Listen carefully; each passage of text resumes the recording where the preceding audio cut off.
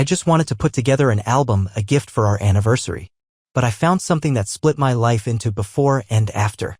I was sitting at the kitchen table like every evening. Laptop, green tea, the soft glow of the desk lamp. The silence felt almost thick, not ringing, but wrapping around me. The house, like a familiar shirt, a little worn, but loved. I was sorting through photos. Our son building a sandcastle. Her in a long dress, wind playing with her hair. Fogged up car window on the highway to the sea. I remember us laughing because the AC had broken. Everything was warm. It was. One folder was missing. Strange. I went into the cloud. There an old sync. Some duplicates from her old phone. Backups were always her thing. I scrolled without looking, more out of habit.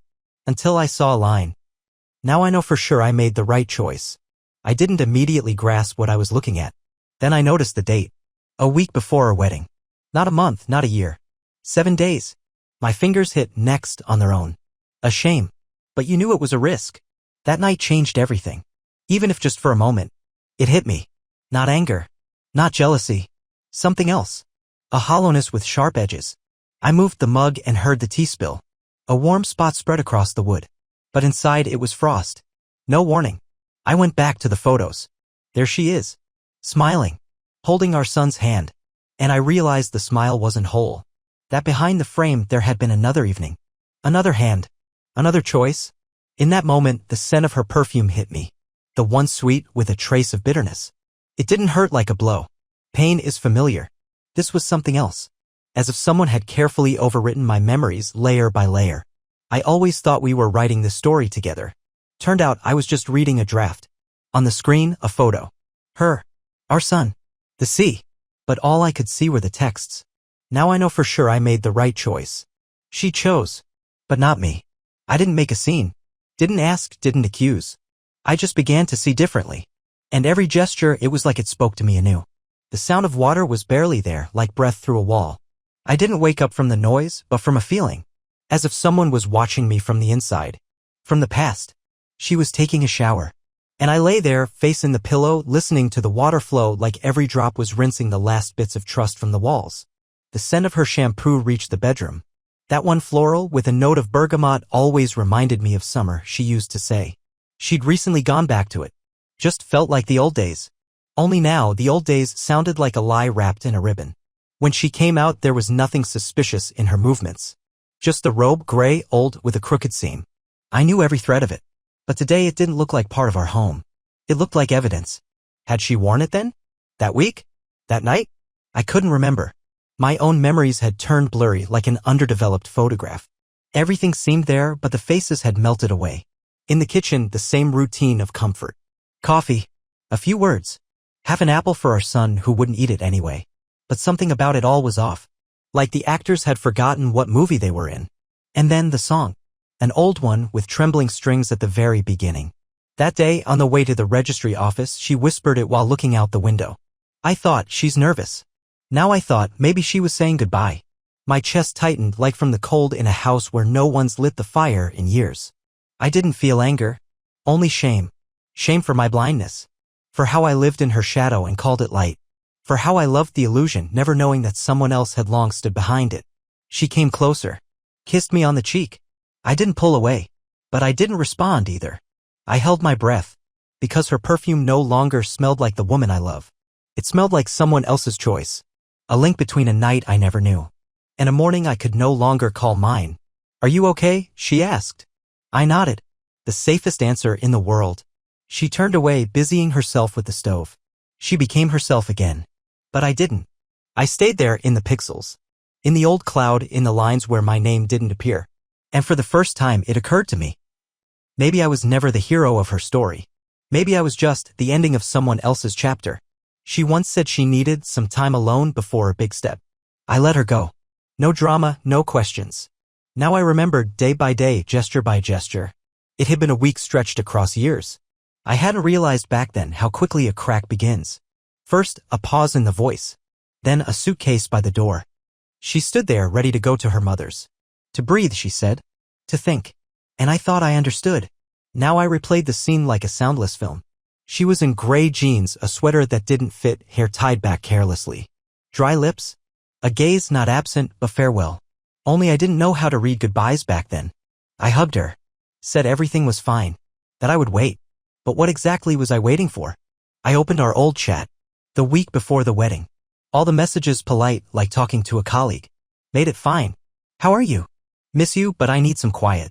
No photos. Not a single video call. And we always called each other at night. It was our ritual. The phones glow in the dark. Her face always glowing. Always until that week. And I remembered I wanted to surprise her. Said I'd come visit for a day. She refused. Helping mom with renovations, she said. The house was dusty. Wouldn't be comfortable. Then she sent a photo, a book, coffee, a window with a curtain. Cozy. Peaceful. Only now I knew her mother didn't have windows like that. I had helped change the curtains there a year ago. That was different fabric. A different window. A small thing. But now like a splinter I couldn't remove. Like a drop in the eye that makes you blink blood. I closed the chat and opened our wedding album. My fingers trembled. Not from fear. From not knowing. I searched those photos for proof of what? That it had all been real? Or the opposite? There she is in a veil. Laughing. Looking straight at the camera. I'm beside her. Holding her hand. I'm laughing too. We seemed to breathe in sync within that single frame. But now I couldn't remember who was she really seeing when she looked into my eyes. Me? Or the one she was saying goodbye to?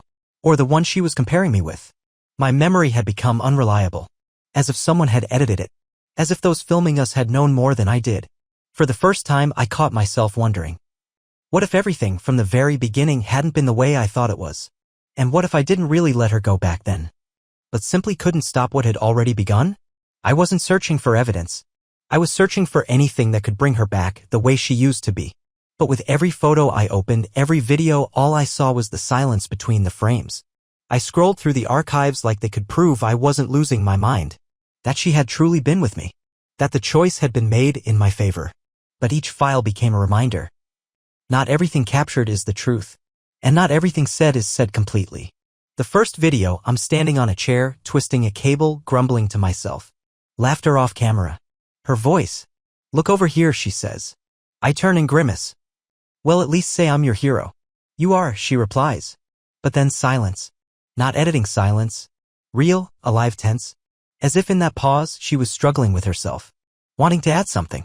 Or take something back. Next, a trip to the forest. Laughter, fire, marshmallows. I kiss her on the cheek, she smiles. It should have been happiness. But the camera dips and I catch her eyes. They're retreating inward. Not like someone tired. Like someone letting go. I paused the video. Sat in the dark. Around me, our son snoring, the boilers hum, the ticking clock. Had this always been there? Or was I only seeing it now? I opened our messenger. Old voice notes. In one, her voice, soft, like she's half asleep. Sometimes I think you're too good. And I might ruin everything. Back then, I replied. Don't think. Just be. She laughed. I remember smiling when I heard it. But now listening again, I heard fear. Not happy. Hiding. I began to understand. I was the one who had everything right. Stable. Reliable. Risk-free. But love isn't a guarantee. It's a choice. And there I was, trying to find proof that this choice had truly been me. 100%. Without doubt. But instead photos. On the fridge. In frames. On the phone where there once was life. And now a display. Like a museum of our relationship. Curated for me. So I believe. So I wouldn't ask questions. But I didn't believe anymore. Not in the photos. Not in the words. Not even in my own memory. Because honesty isn't smiling for the camera. It's when you don't need to prove you were there. And here I was trying to prove it. Like I was contesting my own role in my own life. She wasn't hiding. She was just living. As if nothing had ever happened. And I started noticing a kind of tired readiness in her. As if she was just waiting for me to reach the end. She always used to say I was too observant.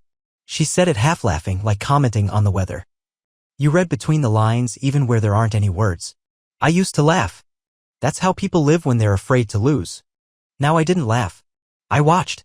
That evening we were putting our son to bed. She read to him like always, with inflection, the mischievous wolf, the theatrical whisper. But I didn't hear the story. I was watching her face. And she wasn't looking at us or the pages. Her eyes were somewhere beyond the walls of that room. As if she wasn't holding a book, but a key to a door where everything had already happened. And she was either afraid or waiting for me to finally open it. When he fell asleep, I offered tea. She nodded. Wordlessly. As if even saying yes was too much effort. I walked out first. And stayed in the hallway. Not like someone suspicious. But like someone who already knows and is afraid to confirm it. I wasn't expecting anything specific. Just listening. Like my whole body had become an ear. She entered the kitchen. Sat down. Picked up the cup. Didn't drink. Just stared. At a spot. For an unbearably long time. And suddenly barely audible, more like a breath. I thought I could handle it. Nothing else. Just that phrase, like a shattered mirror, short but razor sharp. As if she was saying it to herself. Or to me. But in the past. I walked in. Quietly. Calmly. As if I hadn't heard anything. She flinched, straightened up, forced a smile. Took you a while, she said. I've almost cooled off. Doesn't matter, I replied. As long as you didn't. She looked at me. And in that look there was no surprise. No fear. Only readiness. Not for a conversation. Not for a fight. For unraveling. As if she had always known there was a fracture inside her. And that I was drawing closer to it. Slowly. Inevitably. But there was one moment. One awful, unintentional frame. I got up to pour her tea. And for a second turned away. She thought I couldn't see. And she looked at me. The way people look at something that's leaving. Not with tears. Not with guilt. But with the kind of silence in which a flower rots in a clear vase. No words. No drama. Just no longer alive. And in that moment I knew. She knows that I know. And she's waiting for me to say it aloud. Because she's already said it to herself. I didn't want to make a scene. I just couldn't stay silent anymore. And I said it almost in a whisper. And her response wasn't a word. It was a silence that makes walls crack. The TV murmured in the background. Some drama, someone's voice. She sat curled up, scrolling her feed. I held a book, but didn't read. We were a picture, a couple in comfort. Dim lights, half-finished tea. But only my breathing, no longer hers. I knew silence comes in different forms. Sometimes it's comfort. Sometimes it's tenderness. And sometimes it's waiting for the blow. I didn't look at her. Just exhaled. Have you ever regretted choosing me? She froze. Not with her whole body, but inside.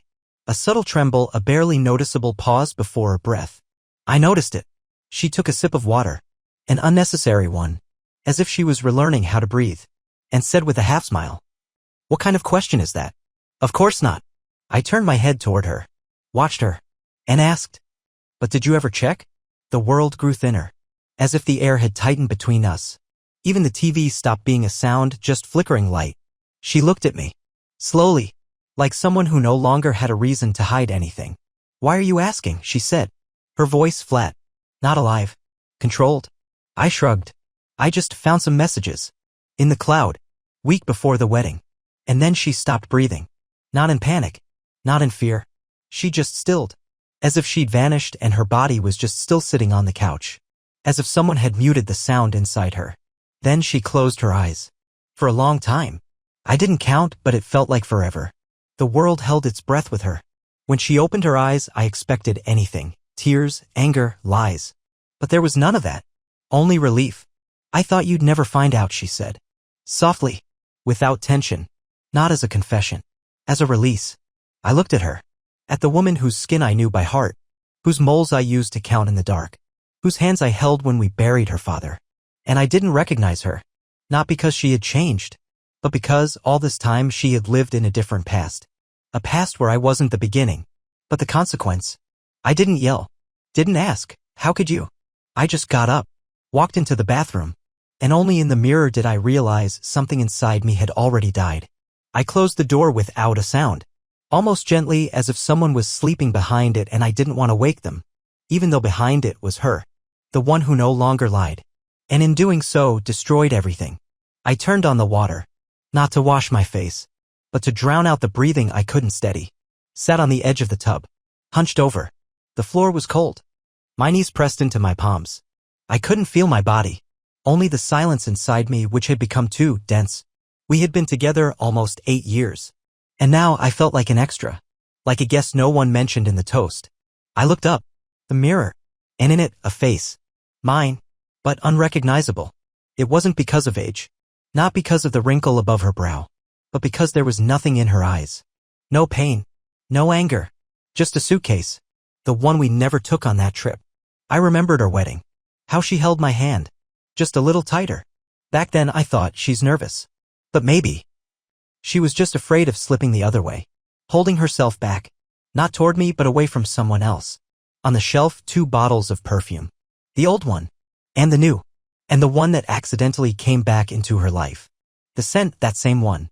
Like a time loop, as if she wanted to return. But not to me.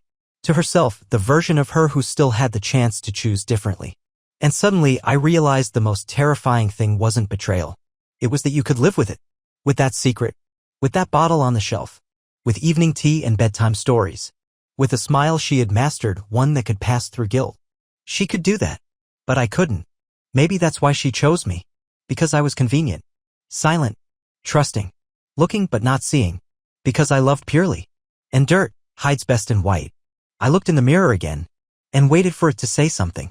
To answer. Even just with a glance. But nothing. Just a reflection. Empty. Like a room where someone forgot to leave anything alive. The next morning she didn't explain. Didn't cry, didn't look away. And that was the most frightening part. Seeing how easy it was for her to live with something that was tearing me apart inside. I walked into the kitchen and the first thing I noticed was the scent. That same scent. It had arrived before her. As if the night hadn't changed a thing.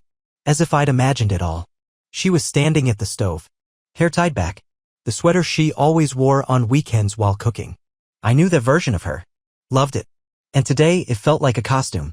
Coffee, she asked. Her tone calm. Not cold. Just normal. I didn't answer. Just sat down. Watched her slice spread. Slowly. Precisely. As if the shape of the slice was the most important thing in the world. I wanted to say, let's talk. But I couldn't. Because I realized she'd already said everything. Somewhere inside herself. Long ago. She wasn't lost.